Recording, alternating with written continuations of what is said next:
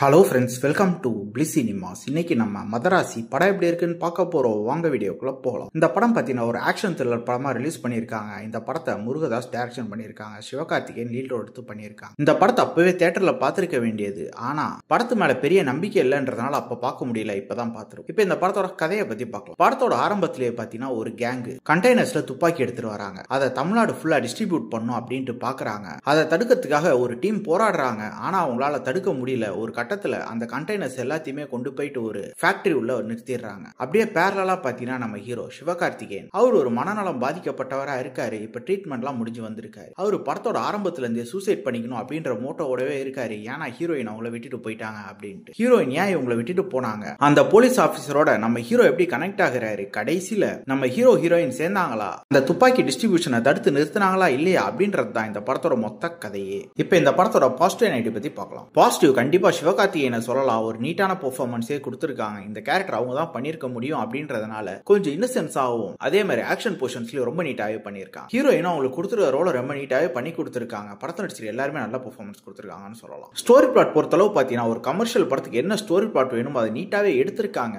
Twist and டர்ன்ஸ்லாம் வச்சிருக்காங்க. ஆனா அது பெருசா நமக்கு ஒர்க் அவுட் ஆகல. ஏன்னா அதே மாதிரி பல காட்சிகள் நம்ம பல படத்துல பார்த்தாச்சு. இருந்தாலும் அந்த சீன்ஸ்லாம் சுவாரஸ்யமா தான் இருந்தது. ஏஆர் முருகதாஸ் பாத்தீங்கன்னா இதுக்கு முன்னாடி 2 படம் ஃபிளாப் கொடுத்திருந்தாலும் இந்த படம் ஒரு டீசென்டான படமாவே கொடுத்திருக்காங்க. டெக்னிக்கலி பாத்தீங்கன்னா சினிமோட்டோகிராஃபிலாம் நல்லாவே பண்ணி கொடுத்திருந்தாங்க. அனிருத்தோட மியூசிக்கை பொறுத்தளவு பாத்தீங்கன்னா சாங்ஸ் ஓரளவு ஓகேவா இருந்தாலும் பேக்ரவுண்ட் ஸ்கோர்லாம் இன்னும் பெட்டராவே பண்ணிருக்கலாம். அவரு என்ன எத்தனை நாளைக்கு தான் படத்தோட பேரை வச்சு பேக்ரவுண்ட் ஸ்கோர் கொடுக்க போறாரு அப்படின்றது நமக்கு தெரியல. ஸ்கிரீன் பிளேஸ் பாத்தீங்கன்னா ஓரளவு எங்கேஜிங்கா ஒரு கமர்ஷியல் படத்துக்கு என்னென்ன ஆஸ்பெக்ட்ஸ்லாம் வேணுமோ எல்லாத்தையுமே வச்சு ஒரு ஃபுல் ஃபிளெட்ஜான படத்தை தான் கொடுத்திருக்காரு ஏஆர் முருகதாஸ். கண்டிப்பா இந்த படம் எல்லாருமே ஒன்ஸ் பாக்குற ஒரு படமா தான் இருக்கு. சோ பார்க்காதவங்க ட்ரை பண்ணி பாருங்க. இந்த படத்துக்கு நம்மளோட ரேட்டிங் கேட்டீங்கன்னா 10க்கு 6 மார்க் கொடுக்கலாம். இன்னொரு வீடியோல சந்திக்கலாம். தேங்க்யூ.